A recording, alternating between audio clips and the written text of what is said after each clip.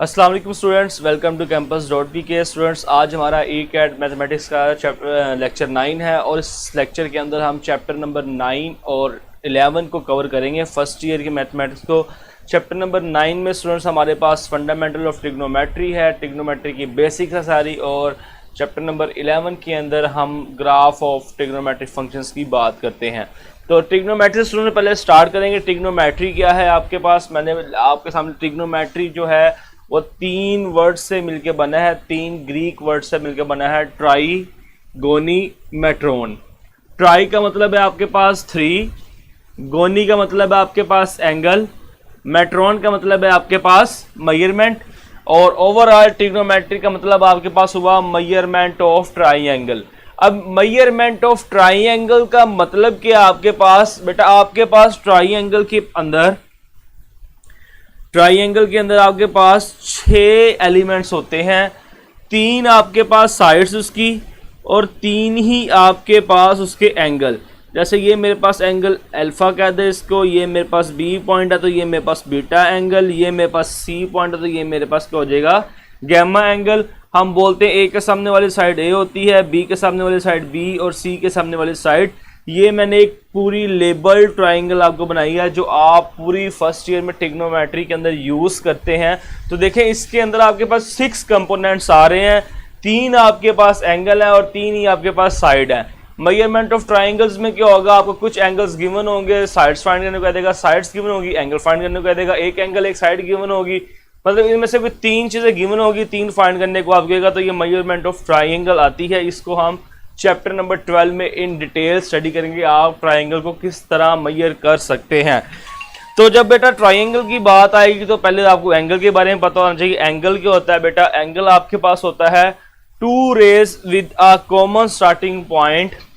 2 rays, आपके पास 2 raise हो और इनका कॉमन स्टार्टिंग पॉइंट हो तो वो मिलके आपके पास क्या बनाती हैं, एंगल बनाती हैं। 2 rays starting with common point, तो आपके पास ये मिलकर क्या बनाती हैं, एंगल बनाती हैं। इस पॉइंट को आप बोलते हैं बेटा वर्टेक्स। ये और सुनिएगा बातें, ये बड़ी इंपॉर्टेंट एमसीक्यूज हैं। इसे क्या बोलते हो आप, वर्टेक्स बोलते हो। इसको आप बोलते हो इनिशियल साइड, और ये आपके पास होती है बेटा टर्मिनल साइड। टर्मिनल साइड कह दें या फाइनल साइड कह दें, ये स्टार्टिंग रे भी बोल सकते हैं इसको आप, स्टार्टिंग रे। ठीक होगा बेटा। अगर इसकी डायरेक्शन आपके पास एंटी क्लॉकवाइज हो तो ये आपके पास क्या होता है, पॉजिटिव। अगर इसी तरह ही एक एंगल आपके पास बना हो, ये 2 रेज मैंने बनाई starting with common point, angle आपके पास क्लॉकवाइज हो तो एंगल आपके पास कौन सा होता है बेटा, नेगेटिव होता है। एक होती है इनिशियल साइड, एक होती है आपके पास टर्मिनल साइड। इनिशियल साइड जहां से एंगल स्टार्ट होता है, टर्मिनल साइड जहां पे एंगल जाके रुकता है। जहां से ये पॉइंट दोनों स्टार्ट, जहां जिस पॉइंट से दोनों रेस स्टार्ट होती है उस पॉइंट को बोलते हैं आप वर्टेक्स। क्लॉकवाइज हो तो आपके पास नेगेटिव, एंटी क्लॉकवाइज हो तो आपके पास बेटा ये क्या होता है, पॉजिटिव होता है। इस एंगल को रीड करने के लिए आपकी बुक के अंदर 2 मेजरमेंट्स हैं। एक आपके पास मेजरमेंट है सेसाडेसिमल सिस्टम, और इसको आप इंग्लिश सिस्टम भी बोलते हो, सेसाडेसिमल सिस्टम, या फिर आप इसको बोलते हो इंग्लिश सिस्टम। और एक आपके पास सर्कुलर मैयर, या फिर आप इसको बोलते हो रेडियन मैयर। सर्कुलर मैयर या फिर इसको क्या बोलते हो आप, रेडियन मैयर। 2 मेजरमेंट्स हैं आपके पास ट्राइंगल्स को मेजर करने के लिए। तो सेसाडेसिमल सिस्टम में आप एंगल को मेजर करते हो डिग्री, मिनट और सेकंड के अंदर। इसको डीएमएस सिस्टम भी कहा जाता है क्योंकि डिग्री, मिनट, सेकंड होता है। इस सिस्टम के अंदर आप एंगल किसमें रीड करते हो, डिग्री, मिनट और सेकंड के अंदर। एक रोटेशन आपके पास, एक रोटेशन बनाती है आपके पास 360 का एंगल। एक रोटेशन आपके पास क्या बनाती है बेटा, 360 का आपके पास एंगल बनाती है। अगर when the circumference of circle is divided, ये बात सुनिएगा, when the circumference of a circle of a circle is divided into 360 equal arc, 360 equal arc. The central angle of each arc, the central angle of each arc measure 1 degree. अगर आप देखें जब 360 angle बनता है तो आपके पास एक सर्कल बनता है. उस सर्कल को आप अगर 360 पार्ट्स में डिवाइड कर दो तो आपके पास हर पार्ट जो बनेगी वो 1 डिग्री की आर्क बनेगी. ओके, ये बहुत इंपॉर्टेंट एमसीक्यू है बेटा. When the circumference of circle, अगर आप इस सर्कल को 360 पार्ट्स में डिवाइड कर दो तो जो आपके पास आर्क बनेगी वो क्या होगी, 1 डिग्री की आर्क होगी. उसके बाद आपको डिग्री से मिनट, मिनट्स में डिग्री और डिग्री से डायरेक्ट सेकंड में जाने के कन्वर्जन्स आपको आने चाहिए. तो बेटा 1 डिग्री को जब इक्वल होता है आपके पास 60 मिनट, 1 डिग्री आपके पास किसके इक्वल होता है, 60 मिनट. इसी तरह ही आपके पास 60 मिनट इक्वल होता है आपके पास 1 मिनट आपके पास होता है 60 सेकंड के इक्वल होता है. और 1 डिग्री डायरेक्ट आपने जाना हो तो आपको होता है 3600 सेकंड के इक्वल. ओके, 1 डिग्री आपके पास इक्वल होता है 60 मिनट्स के, 1 मिनट आपके पास इक्वल होता है 60 सेकंड के, और 1 डिग्री आपके पास इक्वल होता है 3600 सेकंड के. इसी तरह ही आप इधर से इधर जाना चाहें तो आप इधर आके इसको डिवाइड कर देंगे. मिनट से सेकंड में, सेकंड से मिनट में आना हो तो इधर आके डिवाइड हो जाएगा. यहाँ से डायरेक्ट आपने डिग्री में जाना हो तो इधर आके ये क्या हो जाएगा, डिवाइड हो जाएगा. ओके, तो ये बेटा आपके पास कन्वर्जन्स थी. डेसिमल सिस्टम को आप डिग्री, मिनट, सेकंड में रीड करते हैं. इससे रिलेटेड एमसीक्यूज मैं लिखता हूँ. एमसीक्यूज बड़े आसान है. चैप्टर 9 के एमसीक्यूज तो बहुत आसान है. आपके पास एमसीक्यूज क्या आएगा बेटा, 1/4 rotation of anti clockwise is equals to. A में आपके पास आएगा right angle,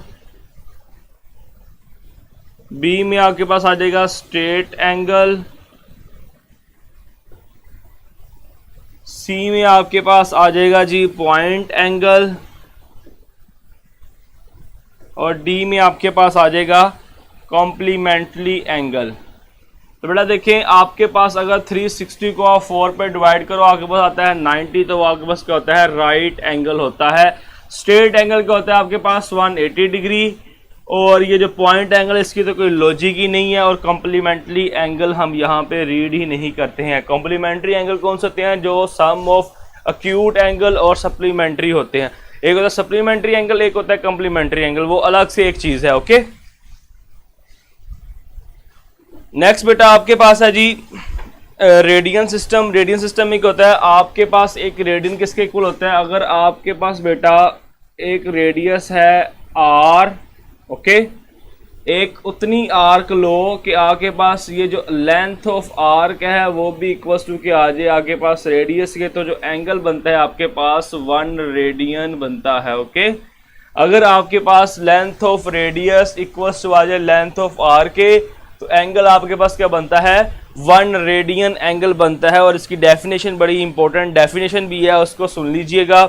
a radian is a constant angle subtended at the centre of circle by an arc whose length is equal to the radius of the circle and is denoted by 1. इसको denote कर लो आप, इसको note करते हो 1 और c.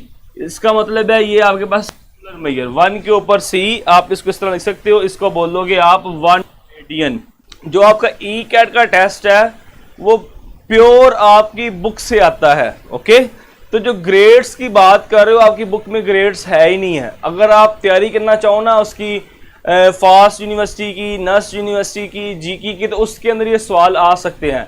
हमारा lecture है ई cat, तो ई कैट प्योरली जो आपके बुक के अंदर चीज़ें हैं उससे रिलेटेड आपका टेस्ट में पूछता है, जो बुक के बाहर चीज़ें वो बिल्कुल नहीं पूछता। मुझे पता है कि आपके पास एक सेक्सिमल सिस्टम है, सर्कुलर मेजर, और तीसरा आपके पास डेसिमल सिस्टम होता है जिसके अंदर आप ग्रेड, मिनट और सेकंड के अंदर चीज़ों को हैंडल करते हैं। तो बेटा इसलिए आप सिर्फ बुक पे फोकस करें। आप ई कैट के लेक्चर की तैयारी कर रहे हैं, आप किसी और यूनिवर्सिटी की तैयारी नहीं कर रहे हैं, तो ई कैट के अंदर आप सिर्फ फोकस करेंगे बुक के ऊपर। आप मुझे पता है आप की बुक्स यूज़ कर रहे हो, की बुक्स के अंदर बहुत चीज़ें और डिफरेंट भी हैं, तो आप फंस रहे हो उसके अंदर। मैंने आपको पहले दिन कहा था आपने बुक को रीड करना है, बुक के अंदर बुक की लाइंस को रीड करना है, और एक्स्ट्रा पढ़ने की ज़रूरत नहीं है ई कैट के टेस्ट के लिए। ओके, तो चलते हैं बेटा नेक्स्ट। आपके पास मैंने बताया इसकी थोड़ी एग्जांपल लेते हैं। अगर आपके पास बेटा रेडियस क्या हो 7 सेंटीमीटर आ जाए, और आपके पास ये जो लेंथ ऑफ आर्क है ये भी आपके पास 7 सेंटीमीटर हो जाए, तो जो एंगल बनेगा उसे आप कहोगे 1 रेडियन। जब लेंथ ऑफ रेडियस इक्वल्स हो जाए लेंथ ऑफ आर्क के, तो आपके पास एंगल क्या बनता है, 1 रेडियन एंगल बनता है। नेक्स्ट बेटा आपके पास रेडियन एंगल से रिलेटेड एमसीक्यूज है, बहुत इंपॉर्टेंट एमसीक्यू, इसको आपने सीखना है, समझना है इसको आपने। एमसीक्यूज आपके पास ये है कि radian measure of an angle, radian measure of an angle does not depend upon. पहला आपके पास है बेटा रेडियस, बी में आपके पास ऑप्शन है आर्क लेंथ, और सी में आपके पास है एरिया, और डी में आपके पास है सेक्टर। इसको सीखना है आपने कि आपके पास जो रेडियन मेजर ऑफ एंगल है, radian measure of an angle does not depend upon. Radian measure of angle किस पे डिपेंड नहीं करता, रेडियस, आर्क लेंथ, एरिया या फिर सेक्टर। अब ये देखिए बेटा मेरे पास अगर ये रेडियस हो, ये मेरे पास रेडियस हो, तो मेरे पास ये मैं कहता हूँ आर्क लेंथ जो दोनों इक्वल है, तो मेरे पास एंगल का बन जाएगा 1 रेडियन बन जाएगा। आप इस रेडियस को आपके पास क्या होगा, फिर एक सर्कल आपके पास ये हो, ये आपके पास रेडियस है, ये आपके पास रेडियस है, जितना बड़ा रेडियस होगा उतनी बड़ी आपके पास लेंथ आएगी। लेंथ रेडियस पे डिपेंड कर रही है, रेडियस लेंथ पे डिपेंड नहीं कर रहा। हमने कहा है कि जो रेडियस है उसके इक्वल लेंथ हो, हमने ये नहीं कहा कि लेंथ के इक्वल रेडियस हो। ओके, हमने ये नहीं कहा बेटा कि आपके पास रेडियस के लेंथ के इक्वल रेडियस हो, हमने बोला है जितना रेडियस हो उतनी लेंथ हो। ओके, लेंथ तो बड़ी भी हो सकती है, लेंथ आप ये भी हो सकती है, ये भी आपके पास एक लेंथ है, मगर रेडियस तो आपके पास सेम रहेगा। हम ये बोल रहे हैं कि लेंथ जो है वो रेडियस के इक्वल हो, रेडियस लेंथ के इक्वल हम नहीं बोल रहे। तो आप रेडियस, जितना आप रेडियस लोगे लेंथ उतनी आपके पास बड़ी आएगी, यही बात निकलती है। फिर जितना आपके पास रेडियस बड़ा होगा लेंथ उससे बड़ी होगी, लेंथ उतनी बड़ी होगी, लेंथ बड़ी होगी तो एरिया ऑफ सेक्टर भी आपके पास ज्यादा आएगा, तो आपके पास उस सर्कल का एरिया भी ज्यादा होगा। तो आपकी जो पूरी की पूरी जो सर्कुलर रेडियन है वो डिपेंड कर रहा है आर्क लेंथ के ऊपर, एरिया के ऊपर और सेक्टर के ऊपर, रेडियस के ऊपर डिपेंड नहीं करता है circular radian major. Radian major जो है बेटा वो रेडियस के ऊपर डिपेंड नहीं करता है, वो ओनली डिपेंड करता है आर्क लेंथ, एरिया और सेक्टर के ऊपर। रेडियस जितना बड़ा होगा उससे बड़ी चीजें आएंगी, लेंथ उतनी बड़ी होगी, एरिया और सेक्टर उतना बड़ा होगा, सर्कल का एरिया उतना बड़ा होगा। मगर रेडियस पे कोई कंडीशन नहीं है, ऐसा नहीं कहा गया कि लेंथ बड़ी होगी तो उतना ही आपके पास रेडियस आएगा, उतना आपके पास एरिया ऑफ सेक्टर बनेगा, उतना सर्कल के एरिया होगा। उलट बात नहीं है, बात यह है कि जितना आपके पास रेडियस बड़ा होगा उससे रिलेटेड उतनी बड़ी आर्क लेंथ आएगी आपके पास, उतना ही आपके पास एरिया का सेक्टर बनेगा, एरिया ऑफ सेक्टर बनेगा, उतना ही आपके पास सर्कल का एरिया ज्यादा होगा। तो आपके पास जो रेडियन मेजर है वो रेडियस पे डिपेंड नहीं करती, बाकी आर्क लेंथ पे भी डिपेंड करती है, एरिया पे भी करती है और सेक्टर पे भी करती है। अब यहां से आपके पास 4 एमसीक्यूज बन सकते हैं। वो कह देगा रेडियन और measure depends upon, arc length दे देगा, 4 ऑप्शन और आ जाएंगे, आर्क लेंथ आपके पास आ जाएगी। रेडियन और मेजर डिपेंड्स अपॉन एरिया पूछ लेगा, सेक्टर पूछ लेगा, रेडियस। आपके पास एमसीक्यूज की शेप चेंज हो सकती है आपके पास, मगर यहां से आगे पास 4 से 5 एमसीक्यूज बेटा बन जाएंगे और ये बड़ा इंपॉर्टेंट एमसीक्यूज था आपके पेपर पॉइंट ऑफ व्यू के हवाले से। उसके बाद रिलेशन है इन दोनों के दरमियान, सेसाडेसिमल सिस्टम के दरमियान और सर्कुलर मैयर के दरमियान आपके पास रिलेशन है कि आपके पास pi radian is equal to होता है 180 के। पाई रेडियन आपके पास होता है इज इक्वल टू 180 डिग्री की। अगर आपने 1 रेडियन फाइंड करना हो, 1 रेडियन, पाई जब इधर जाके डिवाइड होगा तो इधर 1 बचेगा तो आपके पास आएगा 180 ओवर पाई, ये आपके पास डिग्री में कन्वर्ट। रेडियन से डिग्री में जाने के लिए आप ये यूज करोगे और डिग्री से आप रेडियन में आने के लिए आपके पास होगा पाई ओवर 180 रेडियन। ये कन्वर्जन्स हैं रेडियन से डिग्री में जाने के लिए और डिग्री से रेडियन में जाने, उलट दोनों। ये आपके पास क्या है, रेडियन। सेक्टर बेटा आपके पास क्या होता है, आपके पास जो सर्कल को डिवाइड कर दो तो ये शेडेड एरिया जो है ये आपके पास एक सेक्टर है। 1 रेडियन जो एंगल बनता है ये आपके पास एक सेक्टर आता है। सर्कल का कुछ पोर्शन उसको आप सेक्टर बोल देते हो। ओके, सर्कल के कुछ पोर्शन को आप क्या बोलते हो, सेक्टर बोलते हो। तो बेटा ये आपके पास कन्वर्जन होगी। उसके बाद एमसीक्यूज इससे रिलेटेड किस तरह आ सकते हैं, आपके पास आएगा जी 3 रेडियन इज अप्रोक्सीमेटली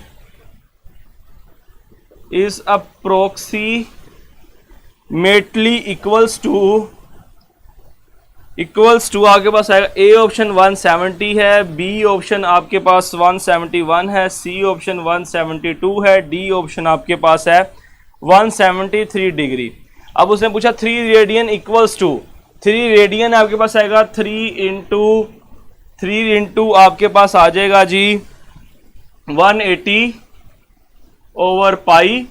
आपने डिग्री में चेंज करना है तो डिग्री में चेंज करने के लिए आपको पाई और 180 से मल्टीप्लाई करना पड़ेगा। आपके पास क्या आएगा, डिग्री में चेंज करने 180 ओवर पाई से आपको मल्टीप्लाई करना पड़ेगा तो पाई की वैल्यू आपके पास क्या होती है 22 ओवर 7।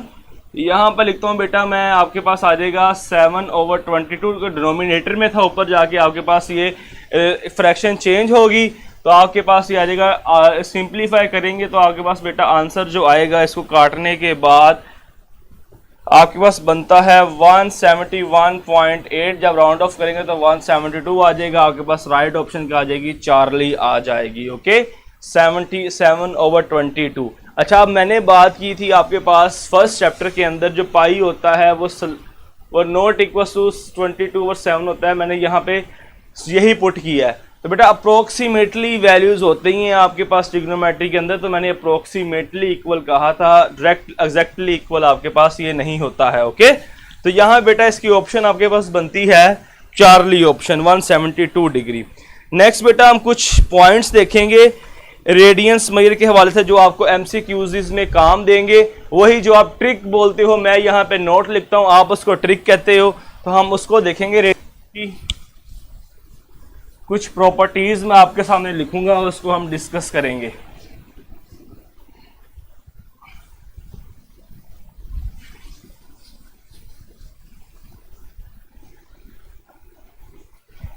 नोट बेटा पहला आपके पास है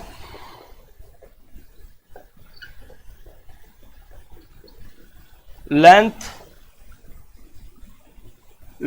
of arc L is equal to R theta. ये वही बेटा जो आपके पास रिलेशन बिटवीन रेडियस थीटा और आर्क लेंथ है। मैंने यहाँ पे इसको लिख दिया है length of arc L is equal to R theta. जी हसी बेटा, ये वे भी अच्छा है। 1 radian is equal to 57.3 is easier to solve, that's why. बेटा आप इस तरह भी सोल्व कर सकते हो, मगर बच्चों को ये 1 रेडियन 57.3 वगैरह वैल्यूज याद नहीं रखती, तो इसलिए मैंने वहां से सोल्व कराया। मैं वो चीज़ें बताता हूँ जो आपको कभी एग्जाम में बैठ के भूले ना। ये वैल्यू आपको एग्जाम में बैठ के भूल सकते हो, आप डबल माइंड हो सकते हो, तो आप उस तरह भी कर सकते हो, मगर जो मैंने बताया वो ईजीएस्ट वे है, उसमें आपको किसी चीज़ को याद रखने की ज़रूरत नहीं पड़ेगी। चले बेटा, लेंथ ऑफ आर्क हमने लिख ली। उसके बाद अच्छा यहाँ पे मैं बना देता हूँ ज़रा। ये आपके पास सर्कल है, ये आपके पास रेडियस, ये आपके पास बनता है 1 रेडियन, और ये आपके आर्क लेंथ होती है। इस पॉइंट को आप ए बोलते हो और इस पॉइंट को बी बोलते हो। अच्छा, आपने बेटा फाइंड करना perimeter of sector, perimeter of sector O A B, तो वो आपके पास होता है L+2R।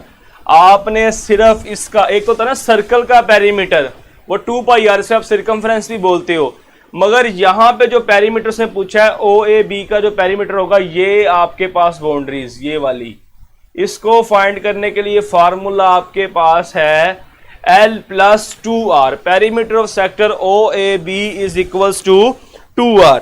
नेक्स्ट बेटा, एरिया ऑफ सेक्टर, इसी सेक्टर का एरिया, एरिया ऑफ सेक्टर आपके पास है 1/2r² थीटा। इसी पोर्शन का आपने एरिया फाइंड करना हो तो 1/2r² थीटा। और एक फार्मूला आपके पास और भी है, A is equals to 1/2RL। ये तब आप यूज करोगे जब आपके पास R एंड L गिवन होगा।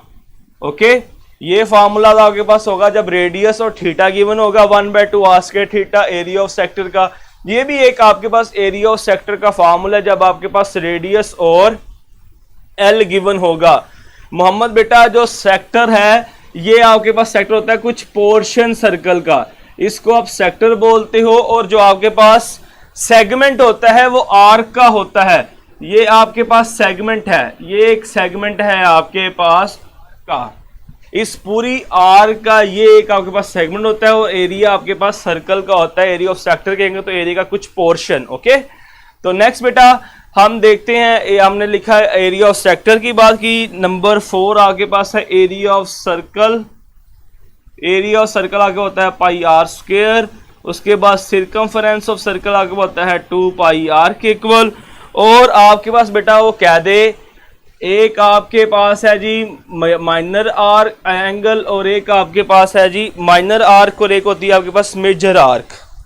एक को होती है आपके पास बेटा माइनर आर्क और एक होती है आपके पास मेजर आर्क। इसको आप बोलते हो माइनर आर्क।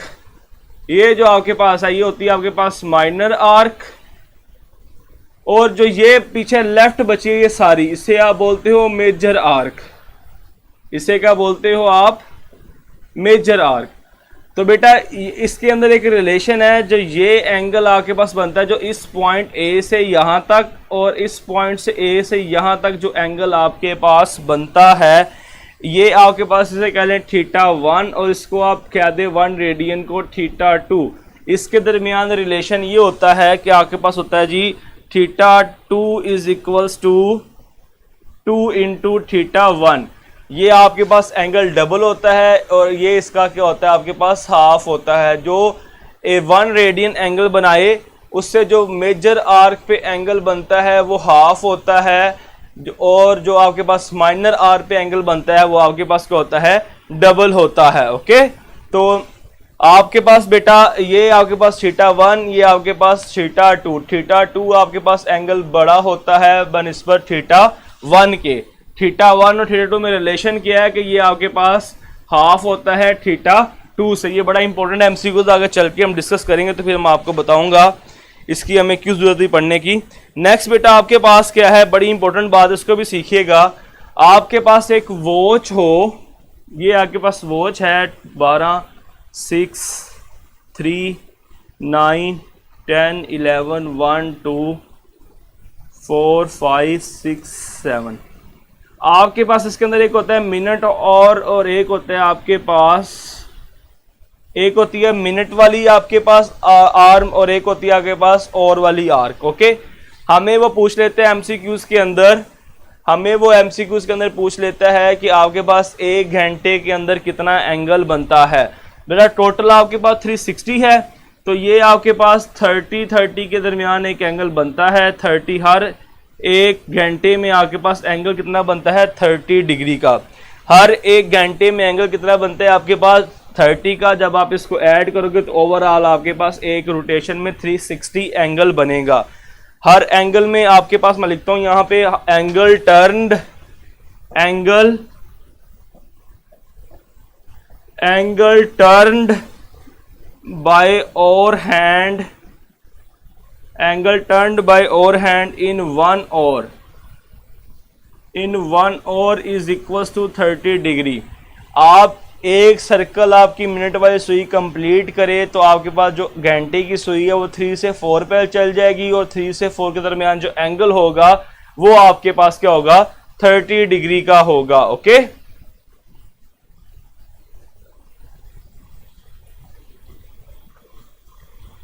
ठीक हो गया बेटा। वो आपके पास क्या होगा, 30 डिग्री का एंगल होगा हर एक घंटे के दरमियान। अब यहां से एमसीक्यूज का बनेगा। एमसीक्यूज देखिएगा वो क्या देता है आपको, एमसीक्यूज में वो आपको क्या देता है, the angle between two consecutive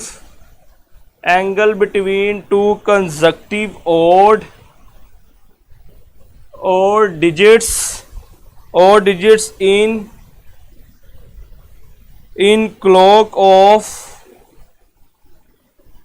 radius 12 centimeter is, कहता है जी the angle between two consecutive hour digits in clock of radius 12 centimetre is. Okay, फिर the angle between two consecutive hour digits in clock of radius 12 centimetre. आप hour digit देखें, आपके पास एक और 1 है और एक और आपके पास क्या 3 है। 1 से 2 तक आपके पास 30 डिग्री, 2 से 3 तक भी आपके पास क्या हो गया, 30 डिग्री हो गया। तो दो कंसेक्यूटिव ऑड नंबर्स के दरमियान क्लॉक के अंदर आपके पास एंगल कितना बनेगा, 60 डिग्री का बनेगा। इस तरह वो 2 कंसेक्यूटिव इवन नंबर क्या दे, 3 कंसेक्यूटिव क्या दे, तो आपने इसको समझना है और इसको आगे लेके चलना है। उसके बाद बेटा आपके पास एमसीक्यूज, इससे रिलेटेड बहुत इंपॉर्टेंट एमसीक्यूज है, उसके अंदर मैं आपको ट्रिक भी बताऊंगा। वो कहता है जी एंगल बिटवीन, आप बताएं एंगल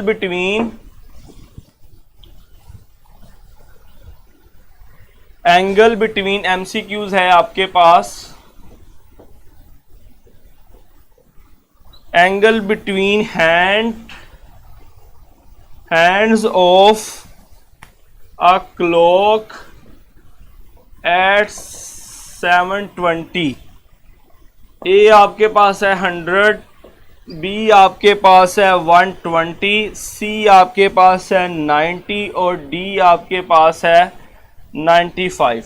अब बेटा ये आपके पास है लाइबा, बेटा हर घंटे के अंदर 30 डिग्री आपके पास मूव करता है। जरा इस लेक्चर को रिपीट कीजिएगा, आपको पता लग जाएगा। जरा इस एमसीक्यू सुने, बड़ा इंपॉर्टेंट एमसीक्यू से बताना चाह रहा हूं आपको। कहता है जी angle between hand of a clock at 720, जब घड़ी पे 7:20 हो तो आपके पास कितना एंगल बनेगा।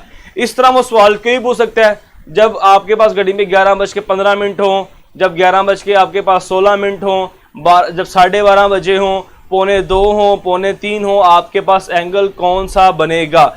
बेटा यहाँ पे जो 12 सेंटीमीटर था वो मीनिंगलेस था, वो सिर्फ आपको डिस्टर्ब करने के लिए बताया गया था। एक बच्चे का अभी कमेंट आया, सर मोहम्मद ने कहा कि 12 सेंटीमीटर का करेंगे। तो बेटा 12 सेंटीमीटर यहाँ पे मीनिंगलेस था, वो सिर्फ आपको ट्रैप करने के लिए स्टेटमेंट थोड़ी चेंज की थी ताकि आप कंफ्यूज हो।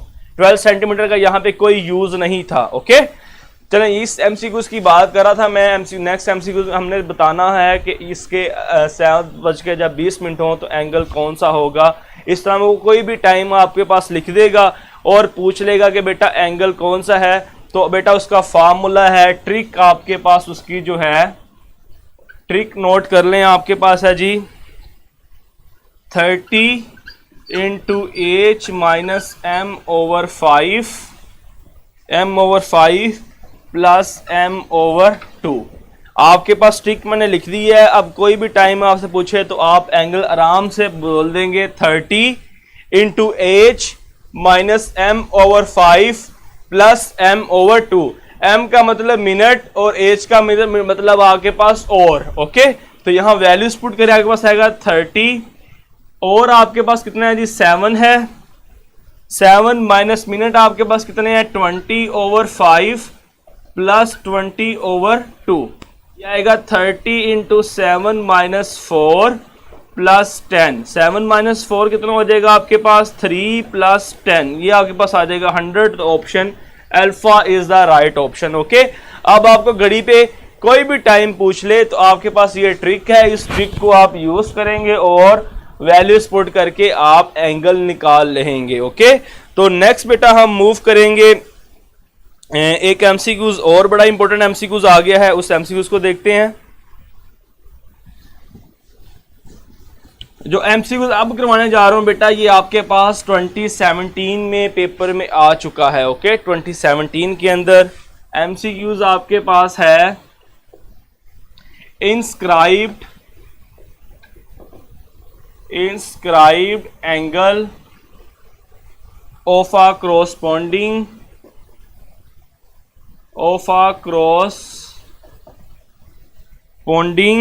major arc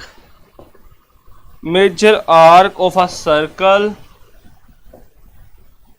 of radius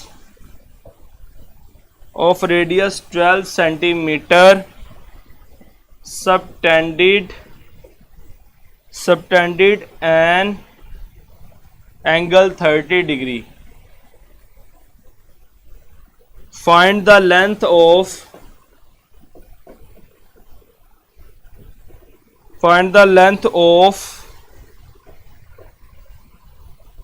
the minor arc. हमने बेटा लेंथ बतानी है माइनर आर्क की। ऑप्शन ए में आपके पास है 12 सेंटीमीटर, ऑप्शन बी में आपके पास है 13 सेंटीमीटर, ऑप्शन सी में आपके पास है 14 सेंटीमीटर, ऑप्शन डी में आपके पास है जी 11 सेंटीमीटर। अब उसने बात की है बेटा inscribe angle of a corresponding major arc of a circle. कहता है जी इंस्क्राइब एंगल जो है corresponding major of a circle of radius 12 centimetre subtended and angle 30 degree. आपके पास एक सर्कल है, यहाँ पे आपके पास रेडियस है जिसकी लेंथ आपके पास क्या है 12 सेंटीमीटर है, यहाँ पे एक आपके पास रेडियन एंगल बन रहा है। आपने इसकी लेंथ बतानी है, ये लेंथ आपने बतानी है बेटा। और उसने गिवन क्या किया है कि आपके पास जो मेजर आर्क पे इंस्क्राइब एंगल बन रहा है वो आपके पास कितना है 30 डिग्री का है। जो आपके पास इंस्क्राइब एंगल बन रहा है मेजर आर्क के ऊपर वो एंगल कौन सा है 30 डिग्री का आपके पास एंगल है। तो हमने पढ़ा था इस एंगल और इस एंगल में रिलेशन क्या है कि ये आपके पास हाफ एंगल होता है इस एंगल से। तो ये 30 है तो ये कितना हो जाएगा आपके पास फिर 60 डिग्री आ जाएगा आपके पास। ओके, रेडियस आपके पास कितना है 12 है। एल आपने फाइंड करना है, एल इज इक्वल टू आपके पास क्या होता है, एल इज इक्वल टू क्या बेटा होता है आपके पास आर थीटा। यहाँ आपके पास के फार्मूला क्या है आर थीटा के इक्वल वैल्यूज पुट करेंगे तो आप इसको फाइंड कर लेंगे। आपके पास आएगा आर 12 थीटा आपके पास डिग्री में, इसको आपने चेंज करना है रेडियन के अंदर, पाई/180 आपके पास आ जाएगा। पाई की वैल्यू आप पुट कर दोगे 12 इंटू 60 मल्टीप्लाई बाय 3.14/180। इसको जब सोल्व करोगे आपके पास आएगा बीटा आंसर। ओके, बात समझ आई बेटा इस फॉर्मूले इस क्वेश्चन की। आपको अजान बेटा ने राइट आंसर बता दिया पहले ही, शाबाश बेटा, गुड। चलिए बेटा नेक्स्ट आपके पास है जी, नेक्स्ट आपके पास है को टर्मिनल एंगल। को टर्मिनल एंगल्स कौन से होते हैं? अब जरा ज्योमेट्रिकल शेप्स को मैं डायग्राम्स का थ्रू समझाता चाहूँगा और डेफिनेशंस आपकी बुक पे मौजूद है, टेक्स्ट बुक के ऊपर, आप आराम से वहाँ से देख लेंगे एमसीक्यूज। और डेफिनेशन कौन सा पेपर में आनी है जो आपने याद करनी, बस इस चीज़ को आपने सीखना है। को टर्मिनल एंगल कौन से होते हैं आपके पास? को टर्मिनल एंगल बेटा ऐसे एंगल होते हैं जिनकी आपके पास टर्मिनल साइड सेम हो। जैसे मेरे पास ये एंगल क्या है, एक 30 डिग्री का एंगल था, तो इसके को टर्मिनल एंगल कौन सा होगा आपके पास? आप यहाँ से एक यहाँ तक आए, एक रोटेशन कंप्लीट की और आप यहाँ तक आके रुक गए, ये आपके पास एंगल 30 का। एक रोटेशन कंप्लीट करने के साथ जब यहाँ पे आएंगे तो आपके पास एंगल होगा 30 प्लस 360। तो आप कह सकते हैं दो एंगल आपस में क्या हैं को टर्मिनल एंगल हैं, इनकी जो टर्मिनल साइड है वो सेम है। वो कहाँ पे रुकती है? 30 की रे पे रुकती है आके। तो ये आपके पास कौन से हैं जी? को टर्मिनल एंगल्स हैं। आप इस तरह इन्फिनाइट मैनी को टर्मिनल एंगल्स को बना सकते हो। मैंने यहाँ पे एक रोटेशन कंप्लीट की है, आप 2 रोटेशन के बाद यहाँ पे आ जाएं तो आपके पास होगा 30 + 7 20। 3 रोटेशन के बाद आएंगे 360 और ऐड आपके पास। तो इसका जो जनरलाइज फार्मूला आपके पास है थीटा + 2n पाई। आप थीटा के अंदर n की जो सी मर्जी वैल्यू पुट कर दें, आपके पास को टर्मिनल एंगल आएंगे। जो n होगा वो बिलोंग्स टू करेगा आपके पास इंटीजर से। वो नेगेटिव भी हो सकता है, वो पॉजिटिव भी हो सकता है। जब n नेगेटिव होगा तो आपके पास एंगल क्लॉकवाइज आ जाएगा। जब आपके पास n पॉजिटिव होगा तो आपके पास एंगल होगा एंटी क्लॉकवाइज हो जाएगा। ये आपके पास जनरल कंडीशन है आपके पास को टर्मिनल एंगल, या फिर इसको जर्नल एंगल भी आप बोलते हो। क्या बोलते हो इसको बेटा? Journal angle. ओके, को टर्मिनल एंगल्स कौन से होते हैं? ऐसे एंगल्स जिनकी आपके पास टर्मिनल साइड क्या हो? सेम हो। उसके बाद बेटा आपके पास है angle in standard position. Angle in standard position, ये क्या होता है? जो एंगल आपके पास पॉजिटिव एक्स एक्सिस पे हो, जो एंगल आपके पास क्या हो? Positive x axis initial side आपके पास पॉजिटिव एक्स एक्सिस हो, और आपके पास जिसका वर्टेक्स है, वर्टेक्स एट ओरिजिन। ऐसे एंगल जिनका वर्टेक्स आपके पास ओरिजिन हो और जो इनिशियल साइड है वो आपके पास एक्स एक्सिस हो, तो ऐसे एंगल्स को बोलते हो आप angle in a standard position.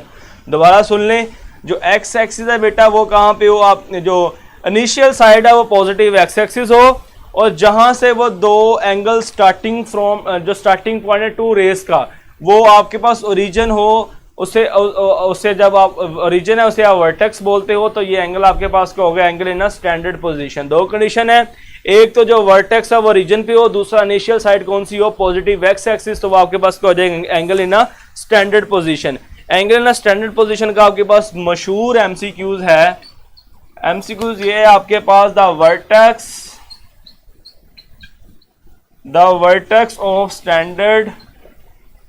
of the standard position angle lies at, आपके पास 0 0, ऑप्शन बी 0 1, ऑप्शन सी 1 0, और ऑप्शन डी आप लिख लें नन ऑफ दीज। तो आपके पास कौन सी होगी? The vertex of standard position angle lies at. Angle अगर आपके पास स्टैंडर्ड पोजीशन के अंदर हो तो आपके पास वर्टेक्स कौन सा होता है बेटा? आपके पास ओरिजिन होता है। ओके, तो ये बेटा आपके पास क्या हो गया? Angle in standard position. अब हम बात करेंगे बेटा क्वाड्रेंटल एंगल। क्वाड्रेंटल एंगल क्या होते हैं? क्वाड्रेंटल एंगल ऐसे एंगल जिनकी आपके पास टर्मिनल साइड एक्स एक्सिस और वाई एक्सिस हो। जिनकी टर्मिनल साइड कहाँ पे बेटा हो? वाई एक्सिस पे हो और एक्स एक्सिस पे हो। Terminal sides lie on x axis और वाई एक्सिस। जिन एंगल्स की टर्मिनल साइड्स आपके पास एक्स एक्सिस और वाई एक्सिस पे हो, उन एंगल्स को आप क्वाड्रेंटल एंगल बोलते हो। फॉर एग्जांपल आपके पास है बेटा 90, 180, 270, 360 सोन। आपके पास आ जाएगा जी 90 प्लस 360। ये भी आपके पास 90 के अंदर आप एक रोटेशन जितनी मर्जी ऐड करते जाएं, आपके पास एंगल्स आपके पास क्वाड्रेंटल ही आएंगे। आप 360 में 90 ऐड करें 450, ये भी क्वाड्रेंटल एंगल है। 450 में ऐड करें आपके पास आएगा जी 540, ये भी आपके पास क्वाड्रेंटल एंगल है। ये सारे आपके पास कौन से होंगे? क्वाड्रेंटल एंगल होंगे जो 90 के मल्टीपल्स होंगे। ओके, वैसे एंगल जो एक्स एक्सिस और वाई एक्सिस पर लाई करते हैं उसने क्या बोलते हैं आप, क्वाड्रेंटल एंगल बोलते हैं। उसके बाद बेटा आपके पास है ट्रिग्नोमेट्री फंक्शंस या ट्रिग्नोमेट्री रेशोस,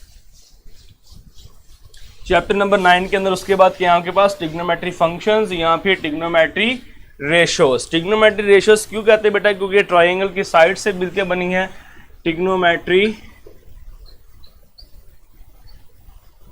ट्रिग्नोमेट्री फंक्शंस यहाँ पे इसको आप बोलते हो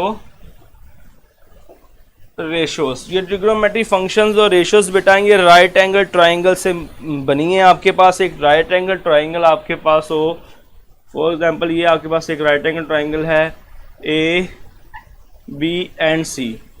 आपको पता है 90 के सामने वाली साइड कौन सी होती है बेटा, आपके पास हाइपोटेन्यूज।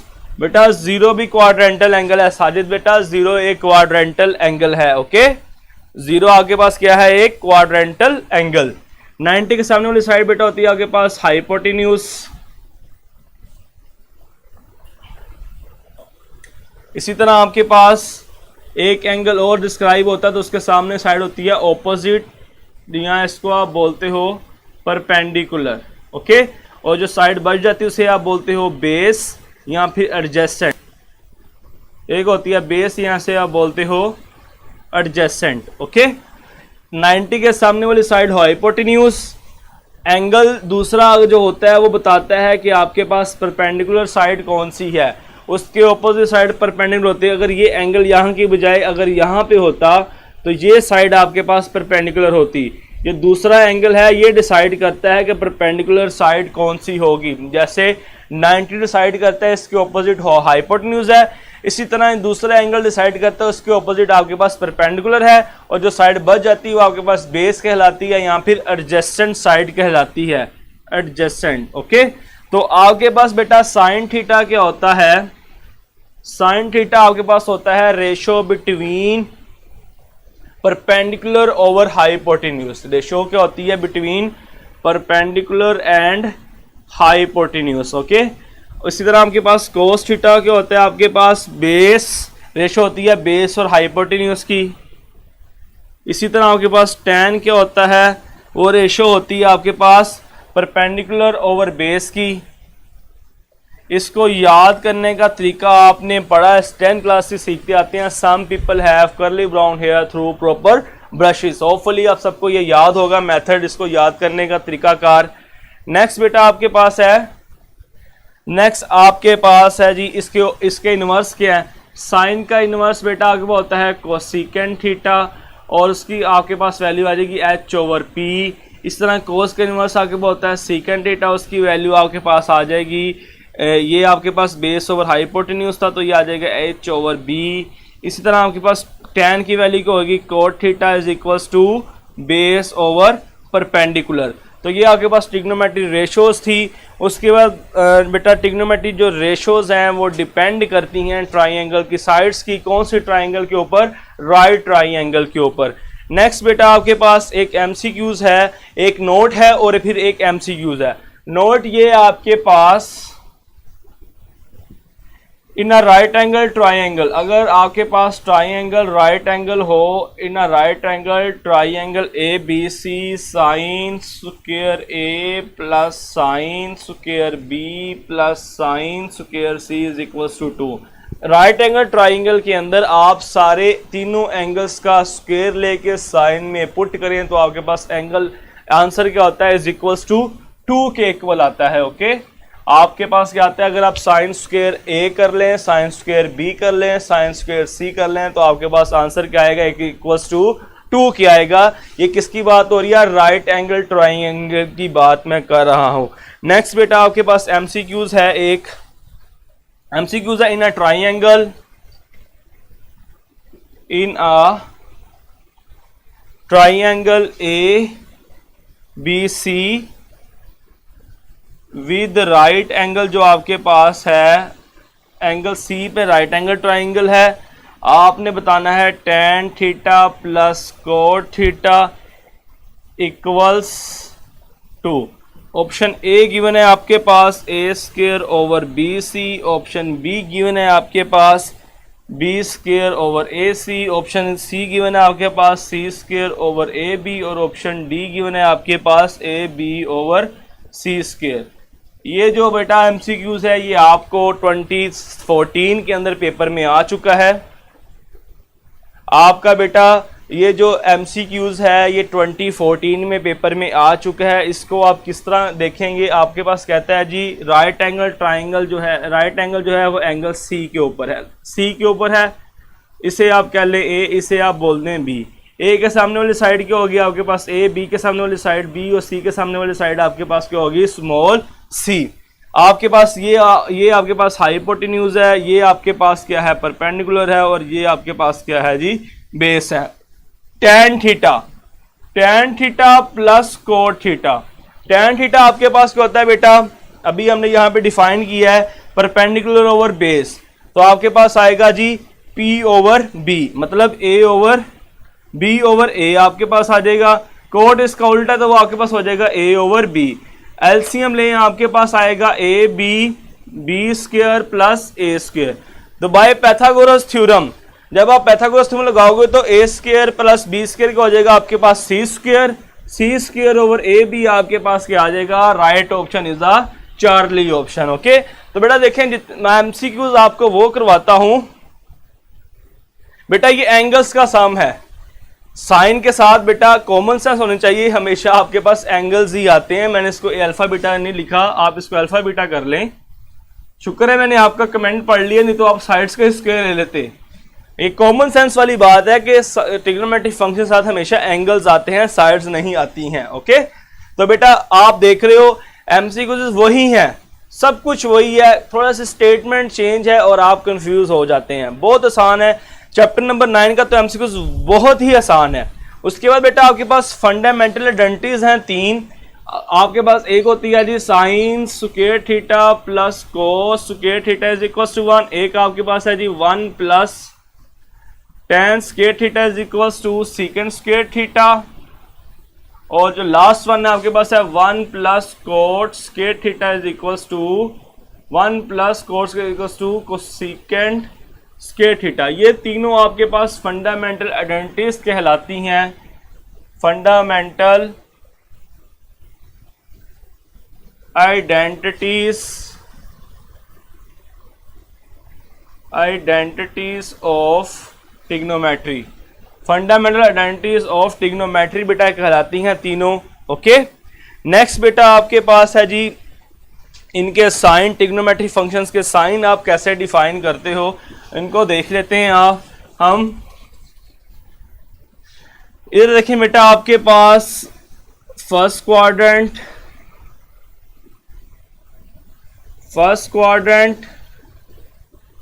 इसको आप बोलते हो सेकंड क्वाड्रेंट, ये आपके पास थर्ड क्वाड्रेंट, और ये आपके पास फोर्थ क्वाड्रेंट।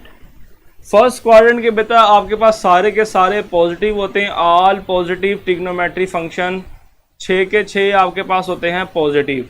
सेकंड क्वाड्रेंट के अंदर आपके पास साइन, और जो आपके पास इसका उलट है कोसेकेंड, ये आपके पास बेटा होते हैं जी पॉजिटिव। बाकी चारों जो बचते हैं कोस सेकंड टैन कोट, ये आपके पास यहाँ पे क्या होंगे, नेगेटिव होंगे।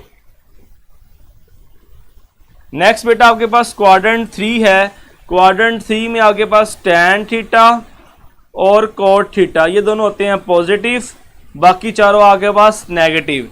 इस तरह फोर्थ के अंदर आपके पास कोस थीटा और सेकंड थीटा, ये आपके पास होंगे पॉजिटिव, और बाकी आपके पास चारों क्या होंगे नेगेटिव। और इसको याद रखने का तरीका जो हम बच्चों को सिखाते हैं वो क्या होता है, all students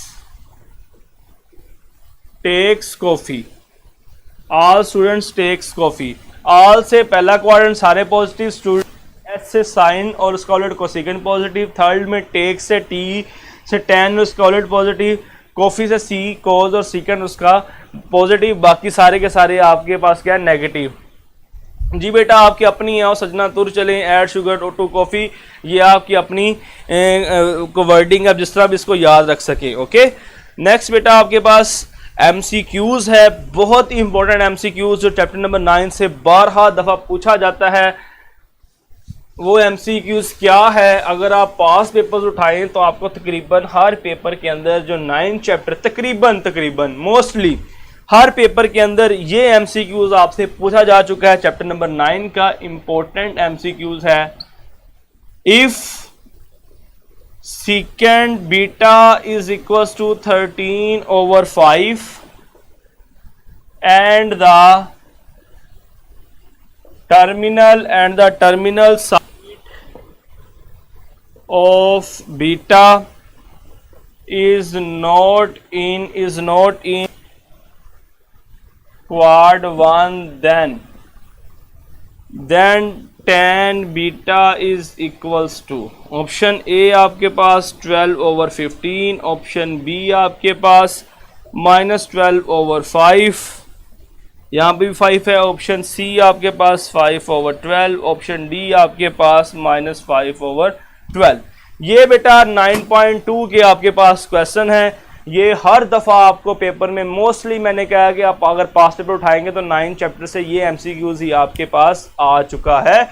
if secant beta is equal to 13/5 and the terminal side of beta is not in quad 1 then tan beta, तो आपने इनकी tan बीटा की वैल्यू बतानी, तो आपके पास फंडामेंटल आइडेंटिटी है उसको यूज करें। मैंने भी यहाँ लिखी थी 1 + tan square beta is equals to आएगा आपके पास secant स्क्वायर बीटा। आपने tan की वैल्यू बतानी है, 1 को उधर जाके माइनस कर दें, आपके पास आएगा tan square beta is equals to secant square beta minus, values put करें, tan beta is equal secant square, आपके पास 13 है, 13 का स्क्वायर होगा 169, 5 का स्क्वायर 25, और उसके बाद आपके पास माइनस अंडर रूट, एलसीएम लेंगे तो आपके पास आएगा 25, एलसीएम 169 माइनस 25, ये आपके पास आएगा जी 12/5। उसके बाद क्वाड्रेंट देखें, कहता है secant beta and terminal side of beta is not in first quadrant, first quadrant में नहीं है, तो secant पॉजिटिव कहाँ होता है उसके अलावा फोर्थ क्वाड्रेंट के अंदर, तो फोर्थ के अंदर आपके पास क्या होगा, आपके पास नेगेटिव होगा tan, तो इसलिए आपके पास आ जाएगा -12/5। ये एमसीक्यूज बेटा बहुत दफा पेपर में आ चुका है। इस तरह से रिलेटेड एक आपको ट्रिग्नोमेट्रिक फंक्शन दिया होगा, दूसरा फाइंड करने के लिए आंसर में आएगा, तो इसको आपने लाजमी तैयार कर लेना है। नेक्स्ट बेटा आपके पास है जी, अच्छा अब मैं स्टार्ट करूंगा बेटा, आपके पास डोमेन एंड रेंज है, यहां से चैप्टर नंबर 9 और चैप्टर नंबर 11 दोनों स्टार्ट हो जाएंगे, क्योंकि डोमेन रेंज का जो कॉन्सेप्ट है चैप्टर नंबर 11 के अंदर आता है, 9 के अंदर भी है, क्योंकि 9.4 के अंदर आप डोमेन और रेंज बताते हो ट्रिग्नोमेट्रिक फंक्शंस की, तो दोनों अब स्टार्ट हो जाएंगे। डोमेन भी रेंज चैप्टर 9 का भी हिस्सा है और चैप्टर 11 का भी पोर्शन है, तो डोमेन रेंज हम डिस्कस करेंगे ट्रिग्नोमेट्रिक फंक्शंस की।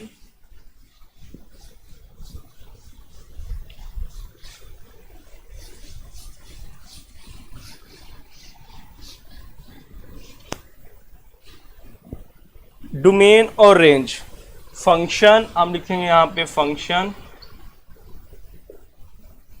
ये आपके पास उसकी डोमेन और ये उसकी आगे पास आएगी रेंज। ओके, आपके पास बेटा फंक्शन हो y is equals to sine x।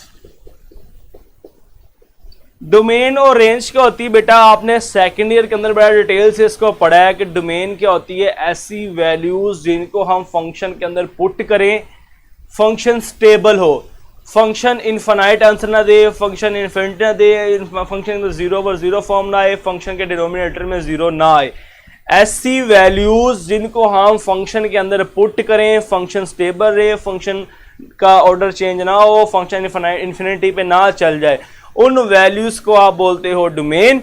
और जिन वैल्यूज को फंक्शन के अंदर पुट करें जो हमारे पास आंसर्स आते हैं वो आपके पास क्या होती हैं, रेंज।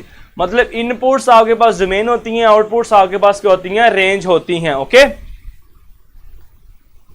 उसके बाद बेटा आपके पास क्या होगा, डोमेन और रेंज की बात की। डोमेन और रेंज, डोमेन फंक्शन का मसला कब आता है, जब आप वैल्यूज पुट करो, एक तो डिनोमिनेटर में मसला आता है, डिनोमिनेटर में 0 ना आए, डिनोमिनेटर में 0 ना है, नोमिनेटर में जो मर्जी हो, आपके पास कभी भी आंसर इन्फिनिटी नहीं आता है, 0/0 फॉर्म नहीं बनती, सिर्फ नीचे 0 नहीं आना चाहिए और एक अंडर रूट के अंदर आपके पास नेगेटिव नहीं आना चाहिए।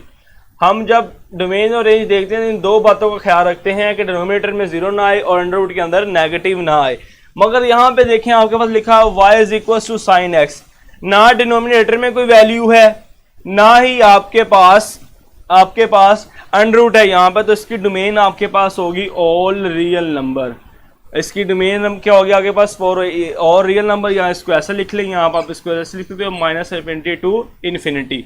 और जो आपके पास साइन की रेंज होती है वो आपको पता है आपके पास हमेशा -1 इक्वल्स टू आपके पास रहती है 1 और -1 के दरमियान रहती है। इसको आप ऐसे लिख लें, इसको आप ऐसे लिख लें, ये आप पे डिपेंड करता है, ये आपके पास रेंज की ऑप्शंस हैं। ओके, नेक्स्ट बेटा आपके पास है जी function y is equals to cos x. इसके डिनोमिनेटर में कोई मसला नहीं है, ना इसके ऊपर आपके पास अंडर रूट है, तो इसकी भी आपके पास डोमेन और रियल नंबर होगी, -1 टू इन्फिनिटी लिख लें यहाँ। फिर आप इसकी रेंज जो है वो भी आपके पास इक्वल है। ओके, नेक्स्ट बेटा आपके पास है जी y is equals to tan x। Okay, tan x का होता है आपके पास sin x over cos x। इसकी डोमेन आपके पास होगी for all real number except. अब नीचे कोज है, नीचे कोज आपके पास कब आता है, जब आपके पास वर्टिकली एक्सिस के ऊपर एंगल आए, 90 हो, 90 के ऑड मल्टीपल्स हो, तो आपके पास कोस का आंसर क्या होता है 0 होता है। जब नीचे 0 आएगा तो फंक्शन डिस्टर्ब हो जाएगा, आंसर इनफिनाइट आएगा आपके पास। ओके, आंसर जब इनफिनाइट आएगा तो आपके पास कोई वैल्यू आंसर में नहीं आएगी, तो नीचे 0 नहीं आना चाहिए। नीचे 0 कब आता है, नीचे कोज है, कोज आंसर तब देता है जब आपके पास 90 के क्या हो ऑड मल्टीपल हो, तो आपके पास सारे रियल नंबर होंगे, एक्सेप्ट आपके पास क्या होगा x not equals to 2n+1 over 2 pi. 90 के ऑड मल्टीपल्स नहीं होने चाहिए, और इसकी जो आपके पास रेंज होगी वो आपके पास होगी ऑल रियल नंबर। इसी तरह ये आपके पास अगर आ जाए y is equals to cot X, वो आपके पास क्या होता है जी cos x over sine x। अब डिनोमिनेटर में साइन आ गया है, साइन 0 कब होता है, जब हॉरिजेंटल लाइन पे आप होते हो 0। जब आपके पास 90 के इवन मल्टीपल्स होंगे, जब 90 के आपके पास इवन नंबर्स होंगे, तो आपके पास क्या होगा, सारे के सारे रियल नंबर होंगे, except x not equals to 2n pi. Even multiples ना हो, साइन के नीचे आपके पास कोई इशू नहीं आएगा, और इसकी जो डोमेन होगी ऑल रियल नंबर होगी। नेक्स्ट आपके पास है जी y is equals to secant x। जो सीकेंड और टेन की डोमेन है बिल्कुल सेम होगी, क्योंकि सीकेंड भी आपके पास क्या होता है 1 ओवर कोस x होता है, नोमिनेटर में कोस आएगा, तो इसकी भी डोमेन क्या होगी for all real number except x not element of 2n+1 over 2 का पाई। और आपके पास y इज इक्वल जो कोसेकेंड है ये होता है 1 ओवर साइन, तो नीचे फिर साइन आ रहा है, जो इसकी डोमेन है कोड की वो इसकी भी डोमेन होगी आपके पास for all real number except x not element of 2n pi. अब यहां से आपके पास MCQs किस तरह के आएंगे, आपके पास MCQs ये आएंगे कि आपके पास क्या है, मुझे tan एंड सेकेंड की डोमेन सेम होती है या नहीं, यस नो नन या फिर ऑल ऑफ दिस। या फिर आपके पास आ जाएगा जी डोमेन ऑफ आपके पास MCQs यहाँ फिर आ जाएगा बेटा domain of secant and cosecant are, domain of secant and cosecant are option आपके पास आ जाएंगे सेम, नेगेटिव, डिफरेंट, इनवर्स। देखो सेकेंड और कोसेकेंड की डोमेन में रिलेशन आपस में क्या है, एक दूसरे का इनवर्स है, ये ऑड मल्टीपल्स है, ये इवन मल्टीपल्स है, एक दूसरे का इनवर्स होते हैं। ओके बेटा, ऑड मल्टीपल्स खुदा का खौफ करें ई कैट में बैठे हैं और आपको ऑड मल्टीपल्स और इवन मल्टीपल्स का नहीं पता। 1 into 9, 2 into 9, 3 into 9, 4 into 9, ये 1, ये आपके पास जो सर्कल है ये आपके पास ऑड मल्टीपल्स हैं और ये आपके पास इवन मल्टीपल्स हैं। जो आपके पास 2 पे मल्टीपल डिवाइड होगा वो इवन होगा, अदरवाइज वो आपके पास क्या होगा, ऑड मल्टीपल होगा। ओके चलें बेटा, ये आपके पास आ गया जी बेटा ये जो डोमेन और रेंज है इसका कॉन्सेप्ट जो आपने अच्छी तरह समझना है, तो जब हम चैप्टर नंबर 1 करेंगे सेकंड ईयर का, उसके अंदर मैं बड़ी डिटेल से आपको बता दूंगा और इसके मैं नोट्स भी अपलोड कर देता हूँ डोमेन और रेंज के, अगर आपको ज़्यादा जल्दी है तो। इसकी अगर मैं ग्राफ बनाने जाऊँगा तो फिर मेरे पास टाइम नहीं बचेगा साइन एक्स का ग्राफ बनाते हुए, कोस एक्स का ग्राफ। तो आपने अगर इसको सीखना है तो आप चैप्टर नंबर 11 के ऊपर 11.2 से पहले सबके ग्राफ ड्रा है, जरा आप वहां से देखिएगा, आपको सारी डोमेन और रेंज समझ आ जाएगी। मैं यहाँ पे ग्राफ नहीं बता सकता, ग्राफ बनाऊंगा तो बेटा आपको ग्राफ बनाऊंगा तो मेरे पास टाइम नहीं बचेगा, एक ग्राफ पे भी आपको कम से कम आधा घंटा लगेगा ग्राफ ड्रा करते हुए। ये नीचे मैं नहीं लिखता बेटा, मैं रेस कर देता हूँ। ग्राफ ड्रा करूंगा तो मुझे आधा घंटा लगेगा एक फंक्शन के ऊपर, तो मैं उसको सारा सिलेबस आपका किस तरह कवर करूंगा, तो आपके पास 3 लेक्चर के अंदर फिर इसके सारे ग्राफ ड्रा होंगे। तो इसलिए आप इन वैल्यूज को याद रख लें, आपसे वो ये नहीं पूछेगा ग्राफ ड्रा करके बताएं, आप इन वैल्यूज को याद कर लें। जो डोमेन और रेंज का कॉन्सेप्ट वो मैं इंशाल्लाह आपको सेकंड ईयर की चैप्टर नंबर 1 के अंदर बड़े अच्छे तरीके से समझा दूंगा। आखिर वाला बेटा मैंने क्या लिखा है, cosecant is equal to 1/sin x। तो इसकी जो डोमेन है, इसकी जो बेटा डोमेन है आपके पास ऑल रियल नंबर है, वही वाली जो आपके पास कोड, चले मैं ऊपर लिख देता हूं, आपको नजर नहीं आ रहा तो मैं यहां लिख देता हूं इसको। आपके पास है जी y is equal to cosecant x, मैंने कहा ये 1/, आपके पास sin x ही होगा, जो इसकी डोमेन आपके पास होगी ऑल, आपके पास सारे के सारे रियल नंबर ही होंगे एक्सेप्ट, नीचे आपके पास साइन आ रहा है तो साइन आपके पास 0 होता है 90 के इवन मल्टीपल्स के ऊपर, आप कह दोगे except x not element of 2n pi, ये आपके पास इसकी क्या आ जाएगी, डोमेन आ जाएगी। इसी तरह इनकी अगर रेंज की बात करें तो इनकी दोनों की रेंज आपके पास होती है y greater than equals to 1 और y greater than equals to -1। आपके पास इसकी जो रेंज होती है वो सवाए इसके, अगर आप इस इंटरवल को निकाल दो 1 से लेके -1 to 1, इसको आप निकाल दो तो आपके पास इसकी रेंज बन जाती है। ओके, इसकी आपके पास क्या होती है, रेंज बन जाती है -1 जो वैल्यूज आती हैं, ये वाली वैल्यूज 0 1 -1, इन वैल्यूज को आप निकाल दो तो यहां से लेके ये सारी वैल्यूज, यहां से लेके ये सारी वैल्यूज इसकी डोमेन में आती है।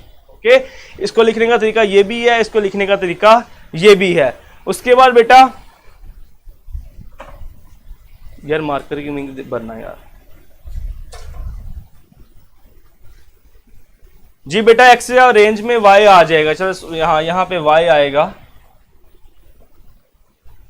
इसकी भी रेंज बेटा आपके पास आ जाएगी सेम एज इट इज, जिस तरह रेंज आपके पास उसकी है, क्या नाम है सेकेंड की, इसकी भी रेंज आपके पास यही आएगी y greater than equals to 1 और y greater than equals to -1। ये आपके पास हो गया डोमेन और रेंज का कॉन्सेप्ट। आप आपसे वो ट्रिग्नोमेट्रिक फंक्शन के डोमेन और रेंज क्वेश्चन के अंदर पूछ सकते हैं, आपको आने चाहिए। ओके, नेक्स्ट बेटा हम देखते हैं जो आपके पास पीरियड है, पीरियड ऑफ अ फंक्शन क्या होता है। यहाँ से मैं चैप्टर नंबर 9 को डिस्क्राइब कर दूं।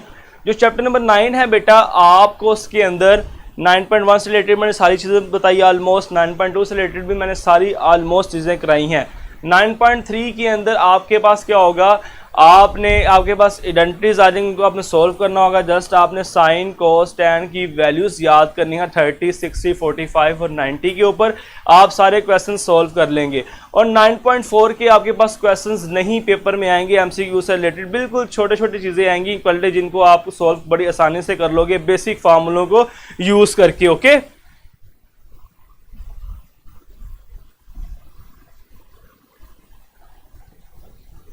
बेटा n पाई सिर्फ होगा, आप बुक में तो बुक में रोंग लिखा हुआ है 2n पाई आएगा। A1 नंबर की डेफिनेशन 2n होती है, खाली n नहीं होती। खाली n लिखोगे तो आपके पास 1 2 3 सारे ही आ जाएंगे फिर। ओके, 2n आपके पास आता है, बुक में लिखा है तो वो रोंग लिखा हुआ है, उसमें मिस्टेक है बुक के अंदर। अब पीरियड की डेफिनेशन देखते हैं बेटा। पीरियड क्या होता है, पीरियड ऑफ ट्रिग्नोमेट्री फंक्शन। आपके पास जितने भी ट्रिग्नोमेट्री फंक्शन है वो एक रोटेशन के बाद आपके पास जो साइन एक्स है, कोस एक्स है, सीकेंड एक्स है और कोसेकेंड एक्स है, ये चारों ट्रिग्नोमेट्री फंक्शंस एक रोटेशन के बाद अपनी वैल्यूज को रिपीट करते हैं। मतलब 2 पाई के बाद अपनी वैल्यूज़ को रिपीट करते हैं, जहाँ पे वो रिपीट नहीं करते वो आपके पास क्या होता है, पीरियड होता है। इस तरह tan और कोड का जो पीरियड होता है आपके पास वो होता है आपके पास पाई, और इन चारों का आपके पास पीरियड का होता है 2 पाई। ओके, ट्रिग्नोमेट्री फंक्शन जब रोटेशन के बाद या जहाँ पे वो अपनी वैल्यूज़ को रिपीट करना शुरू कर दें तो उससे पहले जो आपके पास इंटरवल बनता है वो आपके पास क्या होता है, पीरियड होता है। और बेटा जी चले मैं आपको ऑड और इवन में बताता हूँ, 1 मिनट ठहर जी, मुझे कंप्लीट करने दीजिएगा, मैं आपको बताता हूँ। अब्दुल्ला मैंने कहा है बेटा 9.4 से जो क्वेश्चंस हैं बड़े बड़े वो आपको नहीं आएंगे। 9.4 से किस तरह के आपके पास क्वेश्चंस आएंगे वो अभी जब आप टेस्ट दोगे तो आपको पता चल जाएगा। ओके, अभी जब मैं टेस्ट आपको 9 दूंगा, टेस्ट जब आप सोल्व करो तो आपको समझ आ जाएगी 9.4 से किस तरह के क्वेश्चंस आएंगे। वो जो लंबे लंबे सवाल हैं आपने उसको प्रूफ करना, लेफ्ट हैंड साइड तो equal to right hand side, उस तरह के क्वेश्चंस आपके पास नहीं आएंगे। Okay,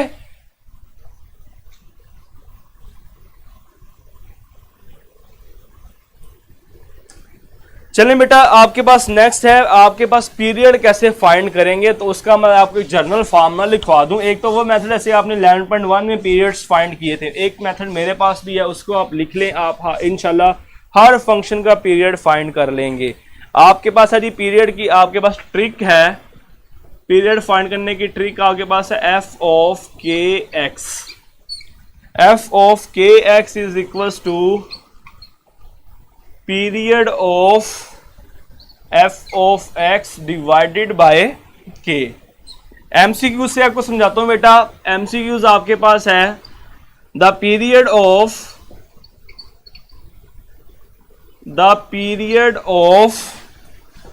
2 cos 2 pi by 3x plus 7 minus 2 is. Option A आपके पास है 1, ऑप्शन बी आपके पास है 2, ऑप्शन सी 3 है, ऑप्शन डी आपके पास है जी 6। अब आपने इस फंक्शन का पीरियड बताना है, इस फंक्शन का। तो पीरियड के लिए बेटा आपके पास जो ट्रिग्नोमेट्रिक फंक्शंस के बाहर जो वैल्यू मल्टीप्लाई हो रही है पीरियड इस पर डिपेंड नहीं करता। जो आपके पास वैल्यूज माइनस प्लस हो रही होती है पीरियड इस पर डिपेंड नहीं करता। एंगल में जो वैल्यू माइनस प्लस हो रही होती है पीरियड इस पर डिपेंड नहीं करता। पीरियड सिर्फ डिपेंड करता है जो यहाँ पे आपके पास x के साथ वैल्यू होती है, जो यहाँ पे आपके पास x के साथ वैल्यू होती है, पीरियड सिर्फ उसको डिपेंड करता है। और जो मैंने k लिखा है बेसिकली k मैंने यही कहा है जो x के साथ वैल्यू होगी। तो इस फार्मूले के लिहाज से आपके पास पीरियड क्या होगा, period of F of x, यहाँ पे कोज है उसका पीरियड क्या होता है आपके पास 2 पाई, k की वैल्यू आपके पास क्या है 2 पाई बाय 3, आगे 2 से कैंसिल, पाई से कैंसिल, 3 जब ऊपर जाएगा आपके पास आंसर क्या आ जाएगा 3। तो period of F of x आपके पास क्या बेटा आ गया है 3 आ गया है। ओके, ये आपके पास जनरलाइज फार्मूला। मैंने आपको बताया जो पीरियड है वो कोस के साथ जो शुरू में वैल्यू मल्टीप्लाई हो रही है उस पर भी डिपेंड नहीं करता, माइनस प्लस वैल्यू उस पर भी डिपेंड नहीं करता, यहाँ पे जो वैल्यू प्लस है और उस पर भी डिपेंड नहीं करता, सिर्फ जो एक्स के साथ वैल्यू आती है उसके साथ डिपेंड करता है। तो आप फंक्शन इस ट्रिक के अंदर वैल्यू पुट करोगे तो आपके पास पीरियड ऑफ फंक्शन आ जाएगा। ओके, तो स्टूडेंट्स आपने जो ग्राफ वाला पोर्शन है 11.2 का मैं आपको होमवर्क दे रहा हूं कि आपने 11.2 से जो साइन का ग्राफ है, कोस का ग्राफ है, टेन का, कोसेकेंड और सीकेंड का, इन सब ग्राफ्स को आपने रीड करना है, स्टडी आउट करना है। आपको डोमेन और रेंज की भी समझ आएगी और उनके ग्राफ्स की भी आपको हाउ नाउ होनी चाहिए। ओके, तो यहाँ पे स्टूडेंट्स मैं दोनों चैप्टर को ख़त्म करता हूँ। जो चीज़ें मेरे नहीं ख्याल के मैंने कोई चीज़ ऐसी रह गई हो जो आपको पेपर में ना पूछी जा सकती हो, जो चीज़ें बताई हैं आपने उनको अच्छे तरीके से करना है, स्टडी करना है। नोट्स मैं रोज़ाना की बेस पे अपलोड करूँगा। तो स्टूडेंट्स तो जो आपका कोई और कमेंट या क्वेश्चन हो तो आप मुझसे पूछ सकते हैं, अदरवाइज हम अपने टेस्ट की तरफ जाएंगे, टेस्ट स्टार्ट करेंगे। कोई आपके पास 15 ऑलमोस्ट मिनट्स लेफ्ट हैं। टेस्ट स्टार्ट होने के बाद हमने उस पर डिस्कशन भी करनी है। तो आपसे मैं एक बार फिर सॉरी करूंगा बेटा, मैं यहाँ पे इनको बताना भूल गया कि टेस्ट का टाइम थोड़ा बढ़ा दें। 6 मिनट 7 मिनट दें, 10 मिनट कर दें। आज फिर मैं भूल गया, इंशाल्लाह कल ऐसा नहीं होगा। टेस्ट का टाइम आपको 10 मिनट ही मिलेंगे, मगर आज आपको फिर यही प्रॉब्लम फेस करनी पड़ेगी। आपको ओनली 7 मिनट्स मिलेंगे टेस्ट के।